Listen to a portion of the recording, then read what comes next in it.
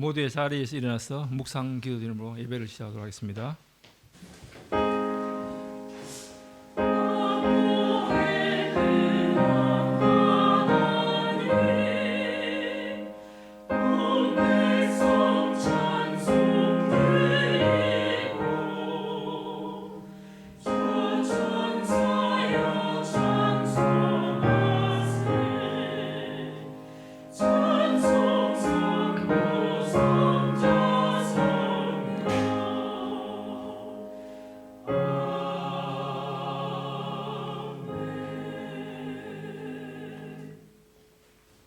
찬송가 266장 주의 피로 이룬 샘물 가사의 의미를 생각하면서 찬양 드리도록 하겠습니다.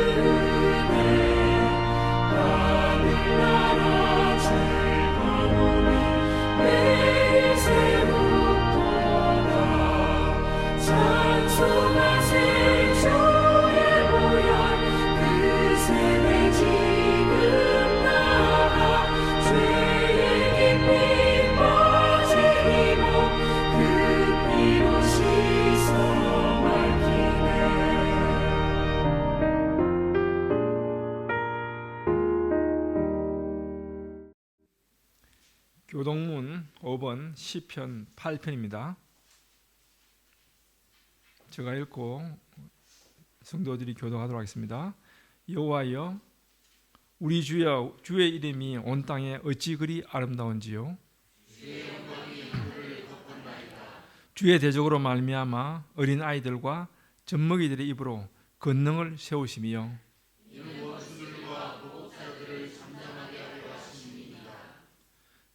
주의 손가락으로 만드신 주의 하늘과 사람이 무엇이기에 주께서 그를 생각하시며 그를 하느님보다 조금 못하게 하시고 주의 손으로 만드신 것을 다스리게 하시고 만물을 그의 발 아래 두셨으니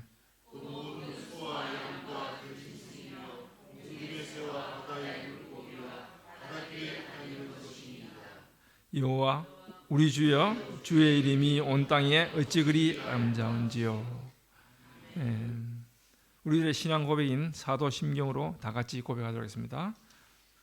전능하사 천지를 만드신 하나님 아버지를 내가 믿사오며 그 외아들 우리 주 예수 그리스도를 믿사오니 이는 성령으로 잉태하사 동정녀 마리아에게 나시고 본디오 빌라도에게 고난을 받사 십자가에 못 박혀 죽으시고 장사한 지 사흘 만에 죽은 자 가운데서 다시 살아나며 하늘에 오르사 전능하신 하늘 우편좌에 계시다가 저리로서 산자와 죽은 자를 심판하러 오시리라. 성령을 믿사오며 거룩한 공예와 성도가 서리교통하는 것과 죄를 사해 주시는 것과 몸이 다시 사는 것과 영원히 사는 것을 믿사옵나이다. 아멘. 자리에 착석하여 주시기 바랍니다.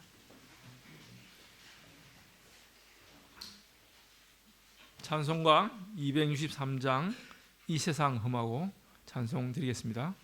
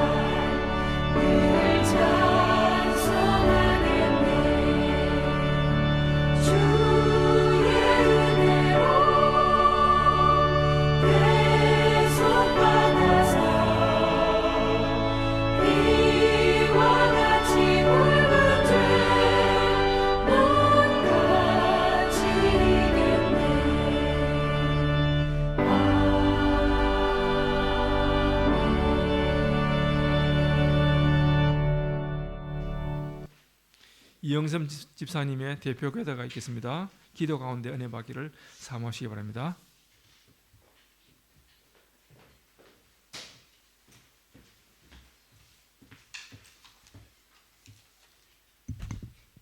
기도드리겠습니다. 사랑과 은혜가 충만하신 하나님, 주님의 은혜에 진심으로 감사드립니다. 죽을 수밖에 없었던 우리를 십자가의 공로로 살리시고 하나님의 자녀 되게 하심을 진심으로 감사드립니다. 주님, 우리로 하여금 이 혼란한 세상에서도 믿음 가운데 지탱케 하시고 하나님의 나라를 사모하게 하시니 또한 감사드립니다. 주님, 먼저 우리의 죄를 고백합니다. 세상과 물질을 더욱 사랑한 죄, 그리스도인으로서 세상의 빛과 소금의 역할을 하지 아니한 죄, 이웃의 고통과 아픔을 외면한 죄를 용서하여 주옵소서. 주님, 날마다 깨어 기도하게 하시고 그리스도의 십자가의 길을 따라 걷게 하시고 진리의 말씀으로 무장하게 해 주시옵소서. 교회를 위하여 기도드립니다. 사랑을 실천하는 교회, 나눌 수 있는 교회, 상처를 회복할 수 있는 교회가 되게 하옵소서. 하느님 말씀을 증거하실 목사님을 단위에 세우셨으니 선포하는 말씀으로 깨닫고 의지하며 신앙이 강건케 되는 놀라운 역사가 있게 하여 주옵소서. 찬양으로 주님께 영광 돌릴 호산나 찬양대에도 은혜가 함께 하사 주님께 영광이요 저희에겐 한없는 축복의 찬양되게 하옵소서. 또한 두 가정의 아픔을 하나님께서 위로하여 주시옵고 남은 유가족을 돌보시고 어루만져 주옵소서. 주님, 이 예배를 온전히 받아 주시옵고 이 모든 말씀을 우리를 구원하신 주 예수 그리스도의 이름으로 감사하며 기도드렸습니다. 아멘.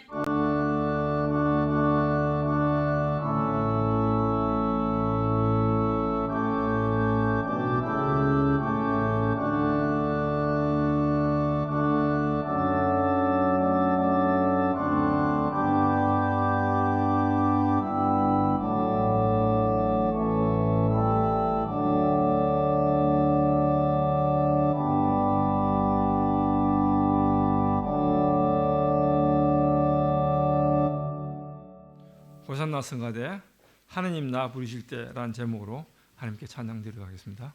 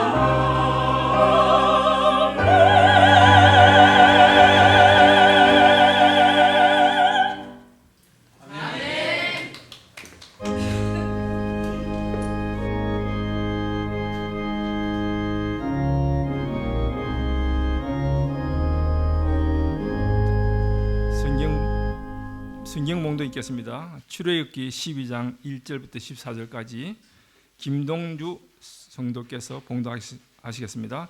성경책 98면입니다.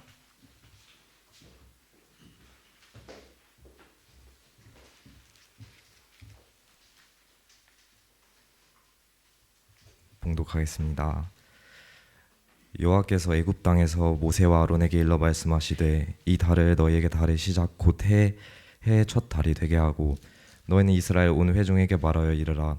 이 달 열흘에 너희 각자가 어린 양을 잡을지니 각 가족대로 그 식구를 위하여 어린 양을 취하되 그 어린 양에 대하여 식구가 너무 적으면 그 집배 이웃과 함께 사람 수를 따라서 하나를 잡고 각 사람이 먹을 수 있는 분량에 따라서 너희 어린 양을 계산할 것이며 너희 어린 양은 흠 없고 1년 된 수컷으로 하되 양이나 염소 중에서 취하고 이달 열 나흘까지 간직하였다가 해 질 때 이스라엘 회중이 그 양을 잡고 그 피를 양을 먹을 집 좌우 문설주와 인방에 바르고 그 밤에 그 고기를 불에 구워 무교병과 쓴 나물과 아울러 먹되 날 것으로나 물에 삶아서 먹지 말고 머리와 다리와 내장을 다 불에 구워 먹고 아침까지 남겨두지 말며 아침까지 남은 것은 곧 불사르라. 너희는 그것을 이렇게 먹을지니 허리에 띠를 띠고 발에 신을 신고 손에 지팡이를 잡고 급히 먹으라. 이것이 여호와의 유월절이니라. 내가 그 밤에 애굽 땅에 두루 다니며 사람이나 짐승을 막론하고 애굽 땅에 있는 모든 처음 난 것을 다 치고 애굽의 모든 신을 내가 심판하리라. 나는 여호와라. 내가 애굽 땅을 칠 때 그 피가 너희가 사는 집에 있어서 너희를 위하여 표적이 될지라. 내가 피를 볼 때 너희를 넘어가리니 재앙이 너희에게 내려 멸하지 아니하리라. 너희는 이 날을 기념하여 여호와의 절기를 삼아 영원한 규례로 대대로 지킬지니라. 아멘.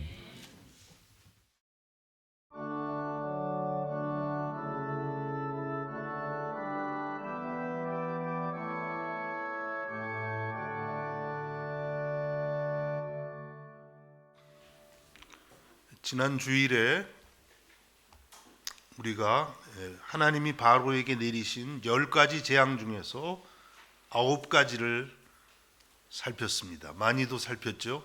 대략 살폈는데 집에 가셔서 다시 좀 확인해 보셨는지 모르겠어요. 확인 안 해보신 줄로 믿습니다.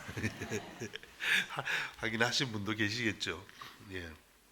이제 그런데 한 가지가 더 남은 거예요. 9가지가 있었는데 한 가지가 더 남았는데 그것은 하나님께서 애굽의 모든 장자, 첫 아들 그리고 짐승들 중에서도 첫 태생을 치시는 그런 재앙이었습니다.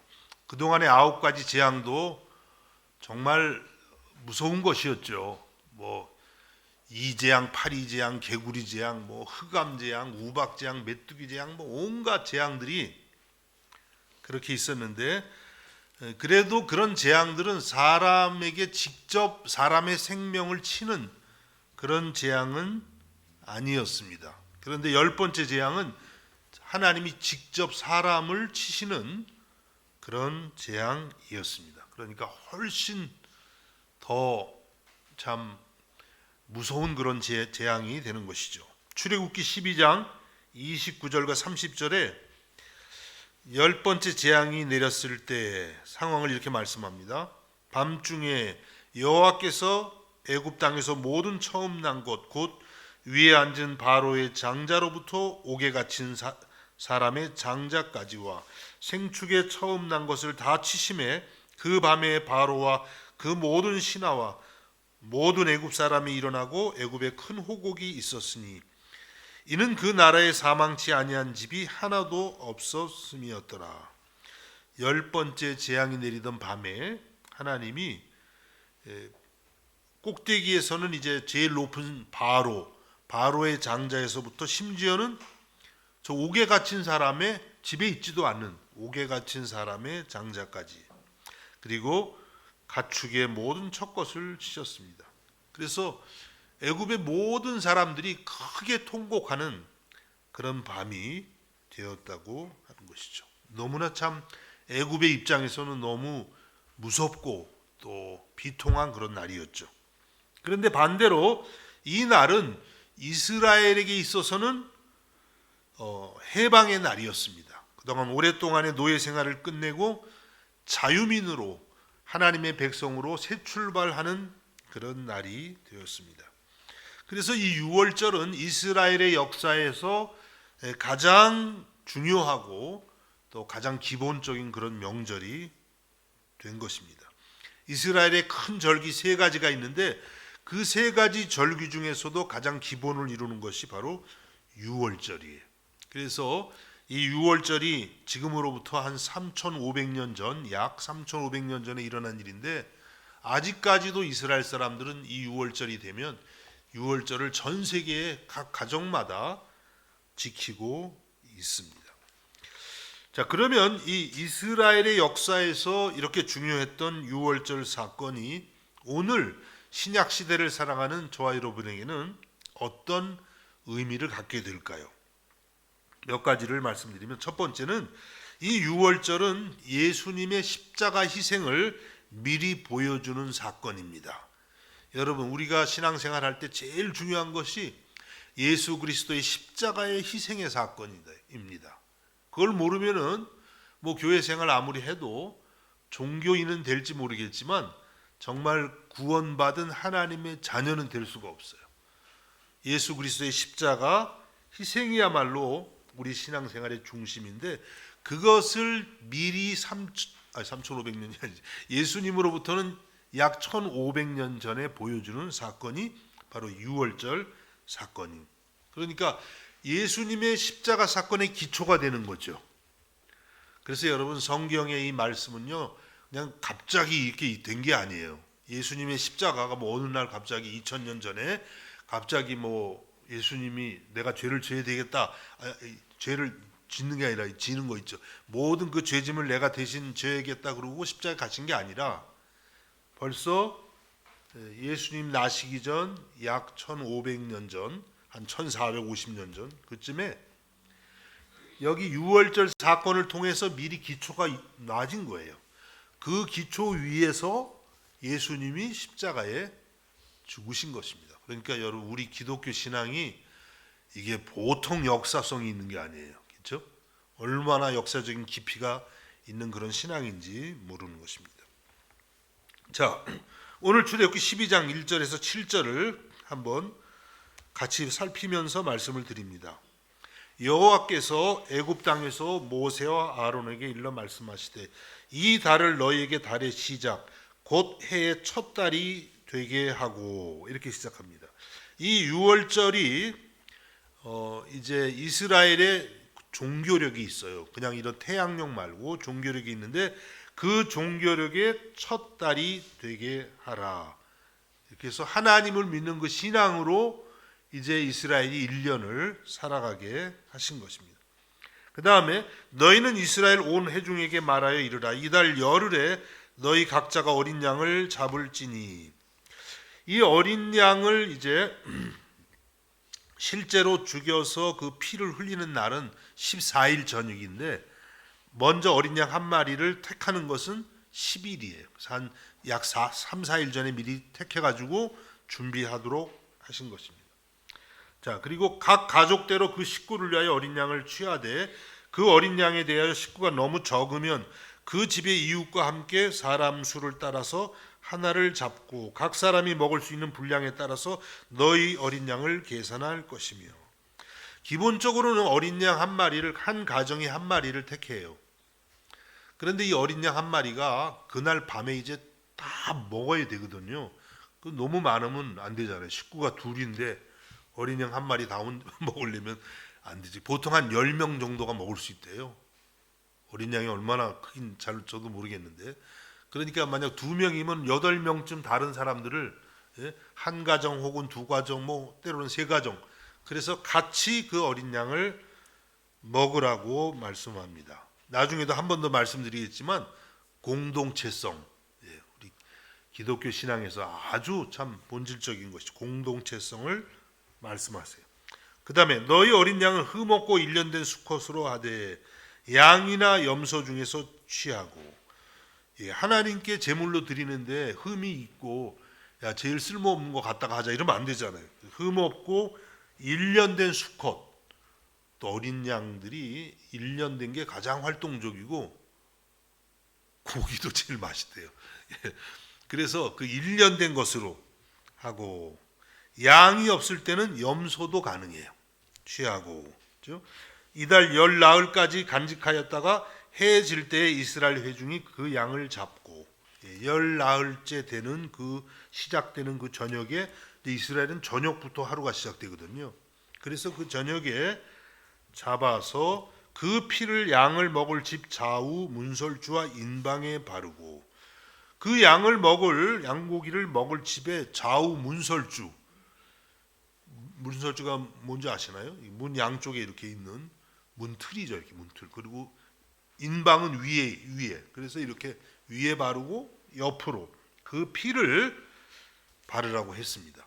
이스라엘 사람들 이런 거 바를 때 우술초라고 하는 그런 풀을 가져다가 거기에 피를 묻혀가지고 이렇게 바르게 되는 거예요. 문설주와 인방에. 자, 그러면 이 날에 이제 이것이 유월절을 지키는 하나의 방법이에요. 그러면 이 날 밤에 이제 죽음의 천사가 온 애굽을 살피게 됩니다. 하나님이 보내시는 천사가 살피게 되는데, 그 피가 발라진 집은 Passover, 영어를 써서 죄송합니다. Passover, 유월한다는 게 넘어간다 이런 뜻이에요. 저는 유월절이라 그래서 처음에는 5월이 아니라 6월에 드리는 제사가 있나 보다. 그렇게 생각하는 분들 솔직히 있으시죠? 6월절. 목사님이 오늘 뭐 6월절 얘기하는데 아직 6월도 안 됐는데 왜 6월절 설교를 지금 하지? 이렇게 생각하시는 분도 있을지도 몰라요. 넘어간다는 거예요. 그 피를 보고 넘어가는 거예요. 피가 안 발라져 있으면 그 집은 장자의 죽음과 초태생, 그 짐승의 초태생의 죽음을 당하게 되는 것입니다. 자, 그래서 출애굽기 오늘 본문 12장 12절에서 13절을 보면, 내가 그 밤에 양을 잡아 피를 바르는 그 밤 애굽 땅에 두루다니며 사람이나 짐승을 막론하고 애굽 땅에 있는 모든 처음 난 것을 다 치고 애굽의 모든 신을 내가 심판하리라. 나는 여호와라. 내가 애굽 땅을 칠 때에 그 피가 너희가 사는 집에 있어서 너희를 위하여 표적이 될지라. 내가 피를 볼 때에 너희를 넘어가리니 재앙이 너희에게 내려 멸하지 아니하리라. 이 피가 하나의 사인이 돼서 하나님이 그 피를 볼 때에 그 집을 넘어가는 거예요. 이게 참 은혜가 되는 말씀이에요. 그 피를 볼 때 그 안에 누가 살든지 그건 중요하지 않아요. 이스라엘 사람이냐 애굽 사람이냐 잘났냐 못났냐 도덕적으로 깨끗하냐 더럽냐 전혀 문제가 없어요. 중요한 건 뭐예요? 피를 볼 때, 피를 바르면 그때 죽음의 천사가 넘어간다고 그렇게 말씀을 하신 것입니다.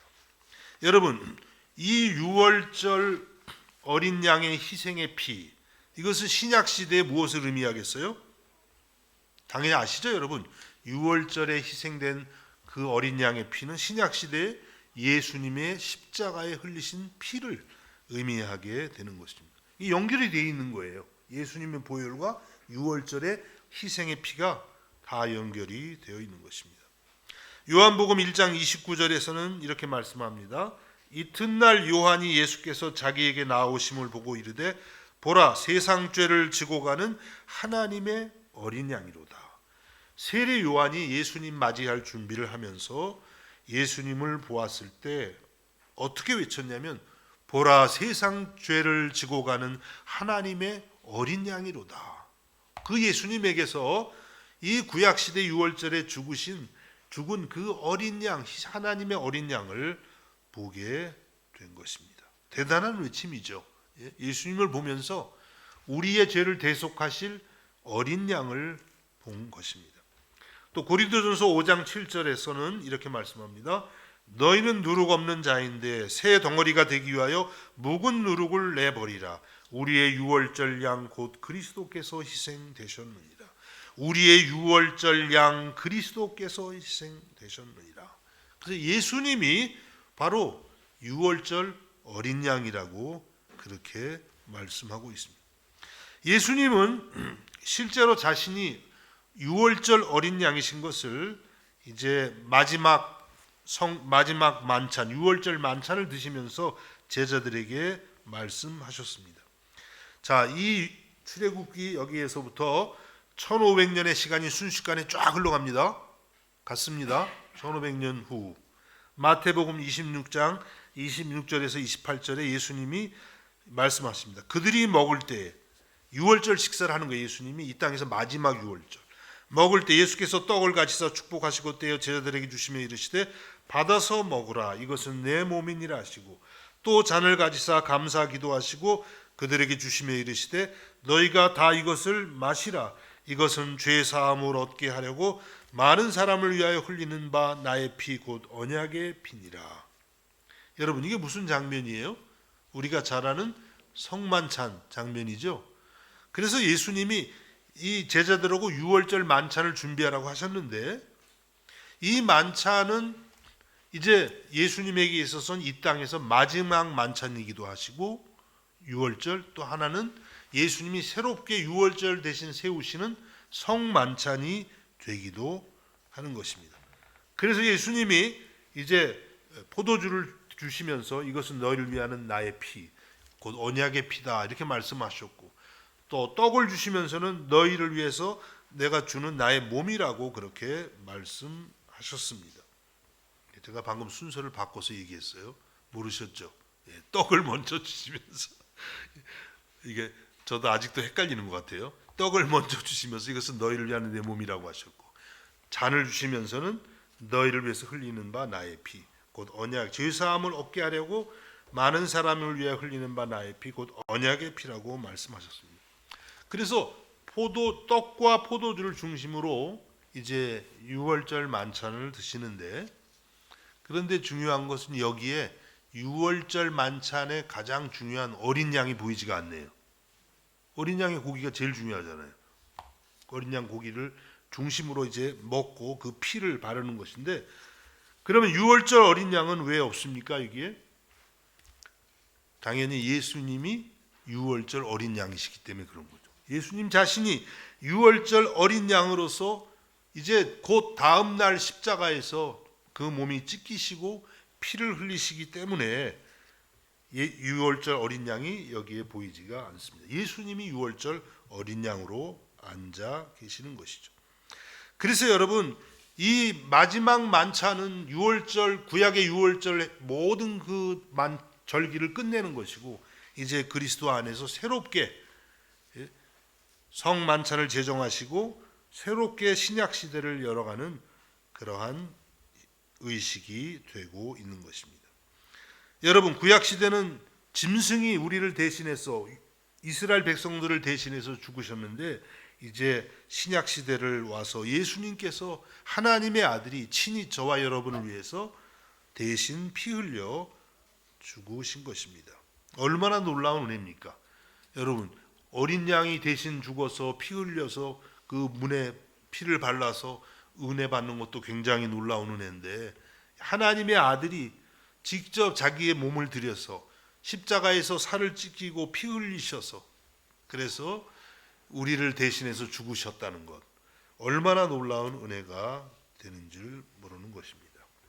여러분 이렇게 예수님은 자신이 직접 어린 양이 되셔서 십자가의 희생을 통해서 구약의 유월절을 완성하시고 믿는 우리들을 죄와 사망에서 영원히 구원하시고 하나님의 심판이 우리를 넘어가도록 그렇게 하신 줄로 믿으시기를 주님의 이름으로 축복합니다.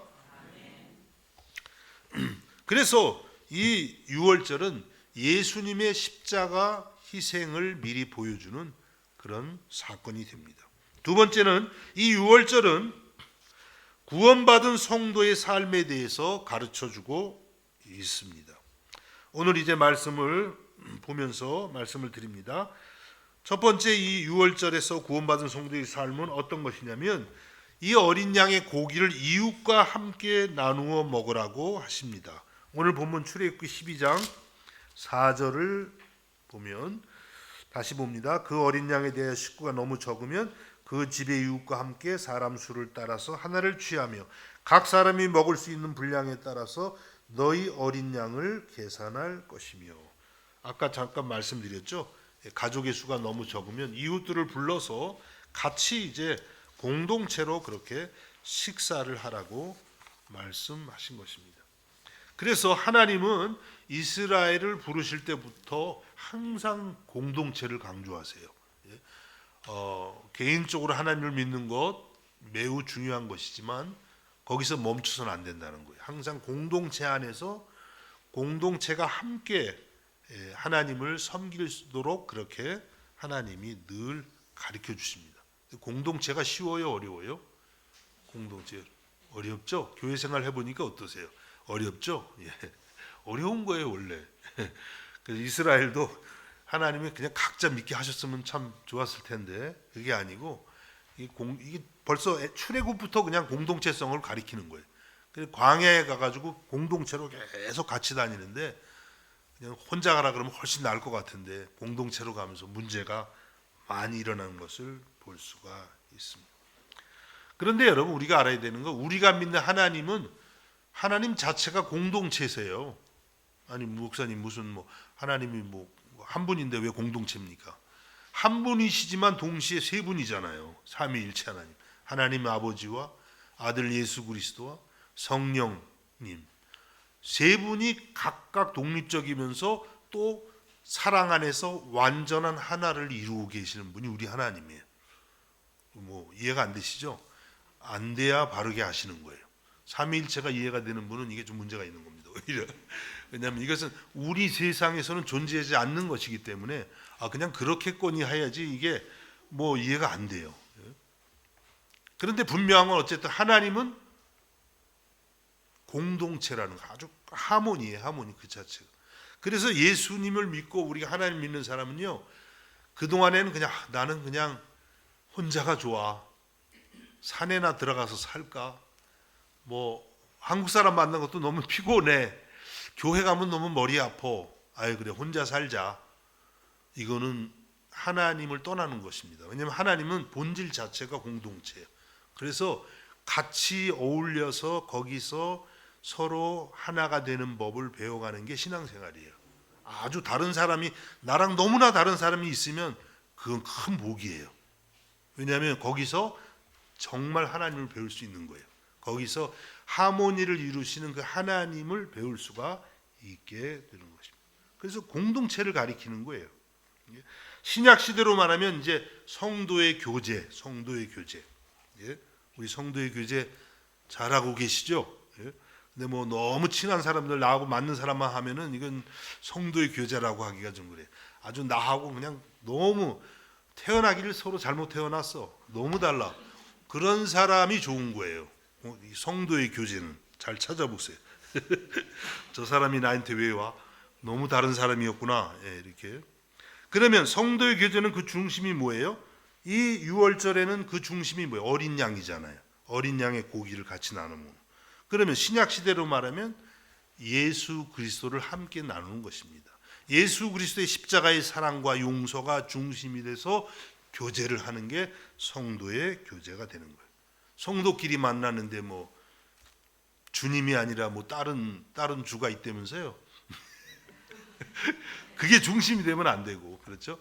그리스도가 중심이 되어서 십자가의 사랑과 용서를 중심으로 교제를 나누라고 하십니다. 그다음 두 번째 유월절에 성도의 삶을 가리키는 것은 급히 먹으라는 거예요. 급히 먹으라.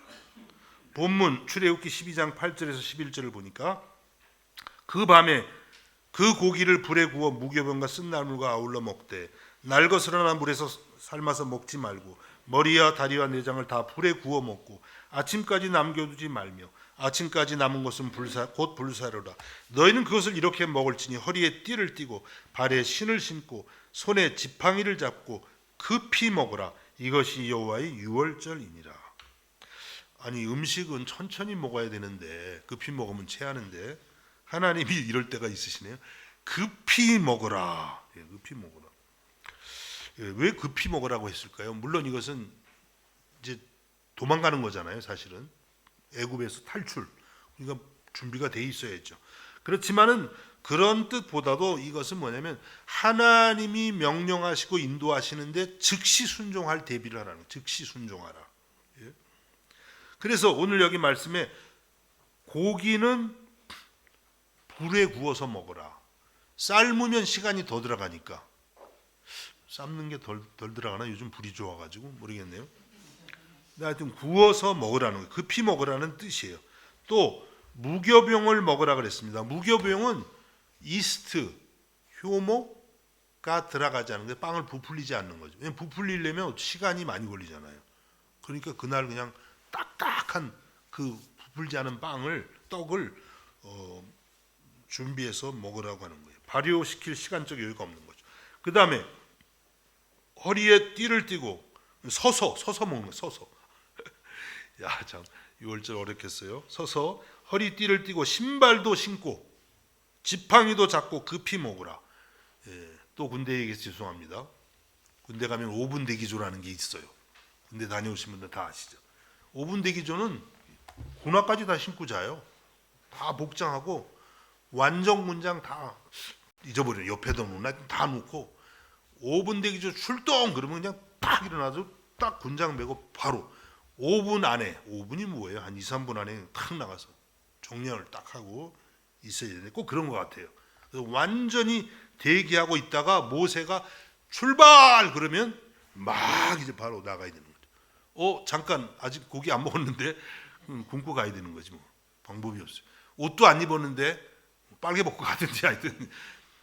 그래서 이 대열에 참여해야 되는 거예요. 참여 못하면 나중에 성경을 보면 바로의 군대가 또 쫓아오는데 죽을 수도 있는 거죠.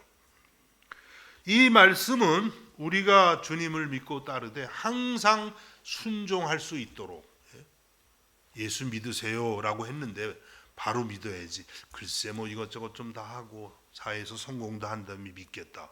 그래서는 안 된다는 거예요. 바로 기회가 오면 그러고 믿어야 된다는 거예요. 왜냐하면 우리는 누구도 우리 앞길을 알 수가 없어요. 그렇죠? 뭐 이 세상에 오는 건 순서가 있지만 가는 건 그렇지가 않잖아요.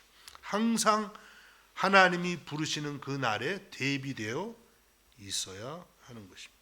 미루지 마세요. 하나님을 위한 헌신도 그렇습니다. 우리가 하나님을 위해서 헌신하고 교회를 위해서 헌신할 때도 미루면 안 됩니다. 왜냐하면 기회가 항상 있는 게 아니기 때문에 그렇습니다. 우리는 한정된 시간 안에 살고 있고 한정된 상황 안에서 살고 있어요. 항상 그런 기회가 우리에게 있다고 말할 수가 없기 때문입니다. 우리가 주님을 위해서 수고하고 고난받는 것도 마찬가지입니다. 여러분, 우리가 주님을 위해서 고난받을 수 있는 게 항상 기회가 있는 게 아니에요. 기회가 올 때가 일생에 정말 몇 번밖에 없을 것입니다. 그럼 그때 고난이 올 때 할렐루야, 내가 주를 위해서 고난을 받을 수 있는 기회가 왔구나. 내가 주를 위해서 생명을 드릴 수 있는 기회가 왔구나. 놓치면 안 되지. 그 놓치면 이제 평생 후회하는 게 아니라 영원히 후회할 수도 있어요. 하나님 나라 갔는데 상급이 없네. 그때 내가 고난을 받았으면 하늘나라에 아주 영광스러운 면류관이 있었을 텐데. 고난받는 것도 여러분 복입니다. 그거 아무에게나 아무 상황에서나 주어지는 게 아니에요. 그래도 목사님 뭐 고난받는 거는 피해야지. 아닙니다. 고난도 주님이 주시는 그런 순종의 기회가 되는 거예요. 그러한 기회를 놓치지 않고 즉시 순종할 수 있기를 주님의 이름으로 축복합니다. 그 다음에 무교병을 먹으라고 하셨어요. 무교병 말씀드렸죠. 누룩을 넣지 않은 떡. 그래서 이스라엘 사람들은 6월절이 1월 종교력으로 1월 14일 저녁부터인데 그 다음 1월 15일 저녁부터는 무교병을 일주일간 먹어요. 그 일주일을 무교절이라고도 말합니다. 그래서 6월절과 무교절이 성경에서 때로는 이렇게 혼용이 돼요. 다 합해서 무교절이라고도 하고 그렇게 합니다.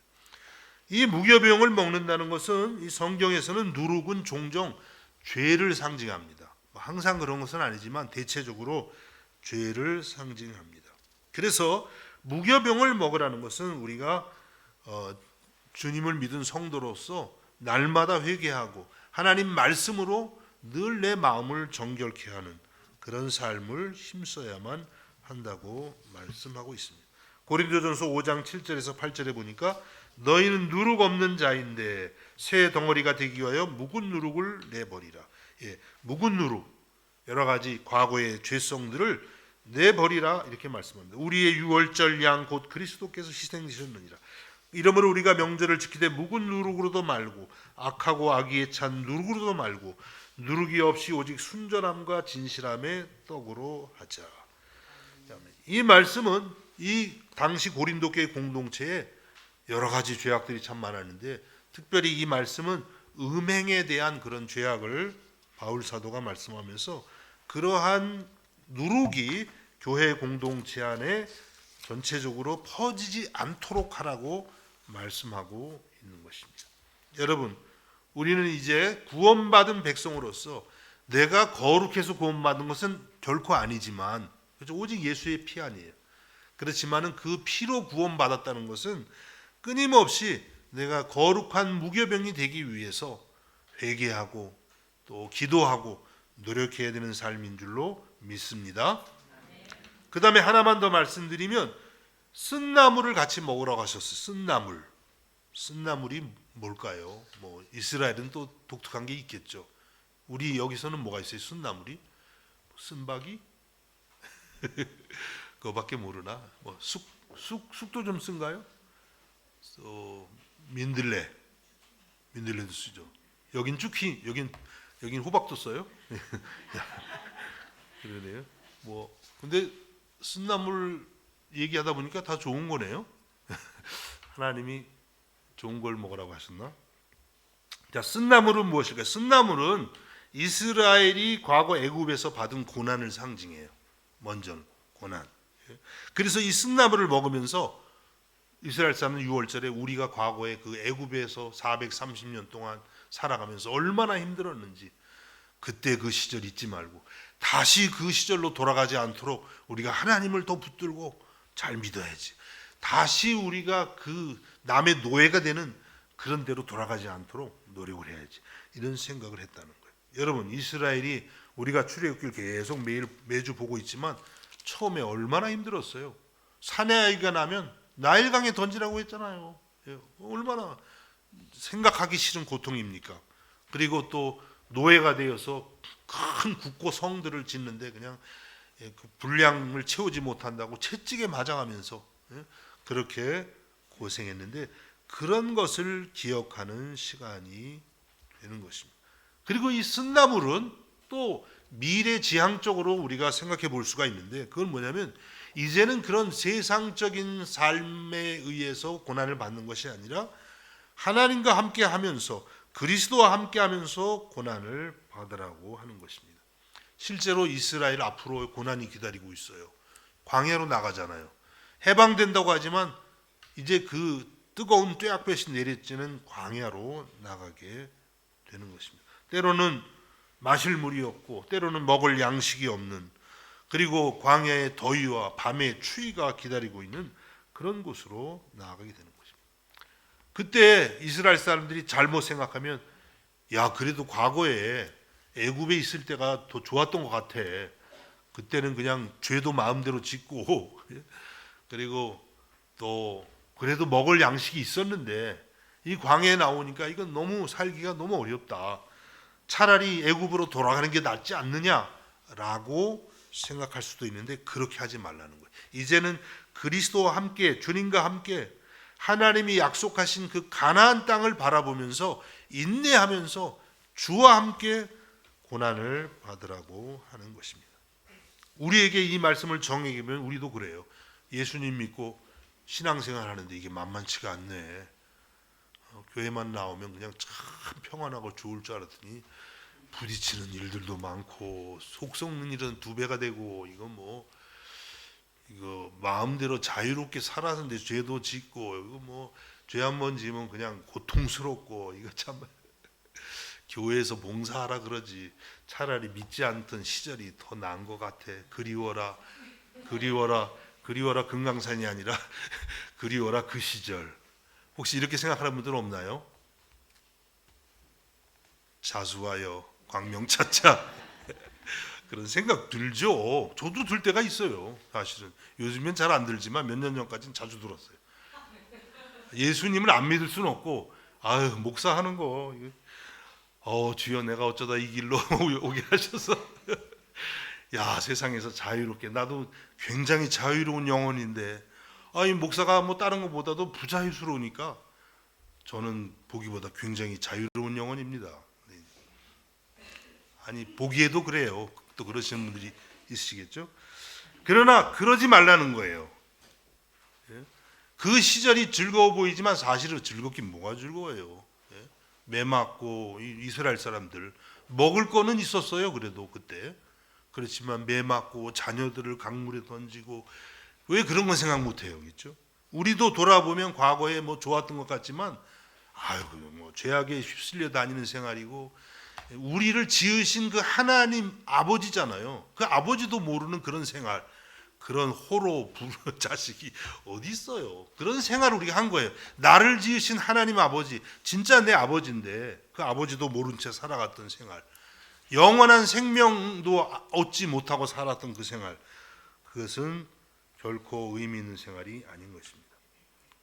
예수님이 누가복음 9장 23절에서 말씀합니다. 또 무리에게 이르시되 아무든지 나를 따라오려거든 자기를 부인하고 날마다 제 십자가를 지고 나를 따를 것이니라. 예수님을 따르려면 자기를 부인하고 세상적인 것을 부인하라는 거예요. 그 즐거움들을 버리고 날마다 제 십자가를 지고 주님의 그 길을, 주님을 따라간다는 게 어렵다는 거예요. 그렇지만 이제는 세상적인 일로 고난받는 그것이 아니라 주님으로 말미암아 고난받는 그 길을 가라고. 어떤 고난을 원하세요? 다시 세상에 돌아가서 그 고난을 원하세요? 주님을 따라가면서 영생에 이르는 고난을 원하십니다. 여러분 모두가 주님과 함께, 사순절이잖아요. 주님과 함께 고난에 동참할 수 있기를 예수님의 이름으로 축복합니다. 그 다음 마지막 세 번째는, 이 유월절은 이제 이 유월절을 오고 오는 모든 세대에 전하라고 하시는 거예요. 오늘 출애굽기 12장 14절에 너희는 이 날을 기념하여 여호와의 절기를 삼아 영원한 규례로 대대로 지킬지니라. 예. 이 유월절을 이제 처음 시작하잖아요. 이날 이제 처음 시작하는 거예요. 피를 바르고 고기를 먹고 무교병과 쓴나물을 먹으면서. 그런데 그것을 이 세대 한 번으로 끝내지 말고 해마다 지켜서 영원한 절기가 되게 하라. 그렇게 말씀하고 있어요. 그래서 지금도 이스라엘은 유월절을 지키는 거예요. 예수 그리스도가 오셔서 이것을 완성하셨지만 유대인들은 아직 모르니까 우리는 그리스도 안에서 유월절의 그 의미를 계속 지켜가고 있는 것이죠. 그래서 유대인들은 계속해서 이 절기를 지켜오는데, 지금은 이제 그들이 각 가정에서 아버지가 유월절 이제 그 음식을 다 마련하면 그 상 앞에 앉아가지고 이 유월절의 의미를 뭐 제가 오늘 얘기한 것처럼 다 얘기를 해요. 그런 걸 들으면서 과거에 우리 민족이 이렇게 어려웠었고 하나님의 은혜로 어린 양의 피로 구원받아서 이렇게 왔구나. 우리가 누구인지, 이스라엘이 누구인지 그 정체성을 이제 깨닫게 되는 것이죠. 이제 우리는 예수 그리스도의 그 어린 양 되심, 십자가의 대속의 은혜를 날마다 감사하면서 또 하나님 앞에 예배를 드리고 있는 것입니다. 그리고 잊지 말아야 할 것은 이 그리스도의 십자가의 은혜, 이 사랑을 우리들도 다음 세대에 끊임없이 전해줘야 된다는 거예요. 그냥 나만 믿고 내 세대만 믿고 끝나는 것이 아니라 오고 오는 그런 미래 세대에 계속 전해야 하는 것입니다. 우리의 믿음의 선배들이 계속 전한 거예요. 2000년 동안. 그렇잖아요. 예수님이 2000년 전에 오셨는데 그때 만일에 그 세대로 끝났으면 뭐 여러분들이 지금 교회나 나오실 수 있겠어요? 혹시 모르겠어요. 저 유대 회당에 나가서 뭐 어떻게 할지는 모르겠지만 아니죠. 계속 믿음의 선배들이 이 그리스도의 십자가 복음을 전하기 위해서 애쓴 거예요. 그래서 우리가 오늘 이렇게 주님을 믿고 있는 것입니다. 여러분, 유대인들은 이 날의 감격을 3500년이 지난 지금도 그 자녀들에게 전하고 가르치고 있죠. 대단한 일입니다. 그런데 사실 우리가 그들보다 훨씬 큰 은혜를 받은 사람들이 유대인들보다. 유대인들은 여기서 어린 양, 짐승을 잡았잖아요. 그런데 우리는 어떻게 되는가? 하나님의 아들 장자 예수 그리스도를 십자가에 희생시켜서 그 피로 우리를 구원하신 줄로 믿습니다. 훨씬 큰 은혜예요. 우리는 유대인들보다 훨씬 감격해야 되고, 우리는 유대인들보다 이 십자가의 은혜를 훨씬 더 우리의 다음 세대들에게 전해야 되는 책임이 있는 것입니다. 여러분, 이제 우리들이 사순절을 맞이하고 있습니다. 이번 주 수요일부터가 사순절의 시작이에요. 40일간 계속돼요. 주일은 빼고 40일. 이 사순절이 무슨 절기입니까? 바로 하나님의 어린 양 예수 그리스도가 내 죄를 대신해서 십자가에 죽으신 그 십자가의 희생을 기억하고 감사하는 그런 절기가 되는 것입니다. 여러분, 이 절기를 맞아서 다시 한번 나의 어린 양 되시는 그리스도를 생각하고, 그리고 사명감과 책임감을 가지고 우리의 다음 세대들에게 이 복음을 전해주기 위해서 최선을 다하시는 저 여러분이 될 수 있기를 주님의 이름으로 축복합니다. 기도하겠습니다.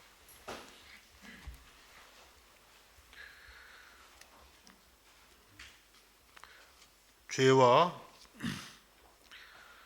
사망으로 영원히 죽을 수밖에 없는 우리들을 위해서 하나님의 어린 양 되신 예수께서 이 땅에 오시고 우리를 대신해서 십자가에서 어린 양의 그 희생을 당하시고 피 흘려 주셔서 그 피로 말미암아 우리의 죄를 사하시고 하나님의 진노와 심판이 넘어가게 하심을 믿습니다. 감사드립니다. 날마다 이 십자가 은혜 감사할 수 있게 하시고, 또 주님이 말씀하신 대로 구원받은 자로서의 거룩한 삶을 날마다 연습해가는 저희가 되게 하여 주시옵소서. 이 복음을 영원한 규례가 되게 하라고 하셨사오니 이제 우리만 믿고 끝나는 것이 아니라 우리의 다음 세대들, 오고 오는 모든 세대들에게 이 그리스도의 복음을 전하기 위해서 새롭게 마음에 다짐하고 또 책임감을 갖고 사명감을 갖는 저희가 되게 하여 주시옵소서.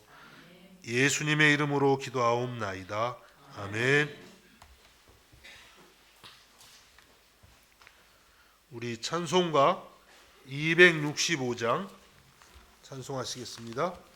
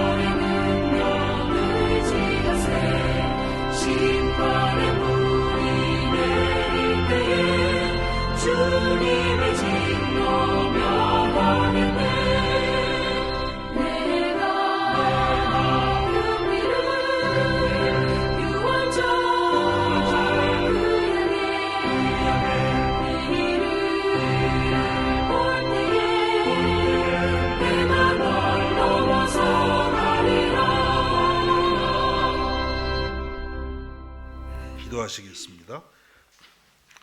하나님 아버지, 은혜와 사랑을 감사드립니다. 우리는 아무 공로 없지만 하나님의 아들 예수 그리스도의 그 보혈의 공로로 우리를 항상 넘어가 주시고 우리를 영원한 아버지의 아들과 딸이 되게 해주셨사오니 감사드립니다. 오늘도 이 은혜에 감사해서 아버지 집에 나와 예배를 드립니다. 이 시간도 우리의 몸과 마음과 정성을 드립니다. 우리 전부를 받아주시고 우리를 하나님 나라의 도구들로 일꾼들로 써주셔서 이 땅에 그리스도의 복음이 널리 전파되게 하여 주옵소서. 이 시간 주 앞에 나와 몸과 마음을 정성을 드리는 주의 자녀들을 기억해 주시고 그 마음에 삼위일체 하나님의 사랑과 은혜가 충만케 해주시고 날마다 주님과 동행하며 기쁨의 삶이 되게 하여 주옵소서. 예수님의 이름으로 기도하옵나이다. 아멘. 우리 자리에서 일어나셔서 635장 주기도문을 찬양하겠습니다.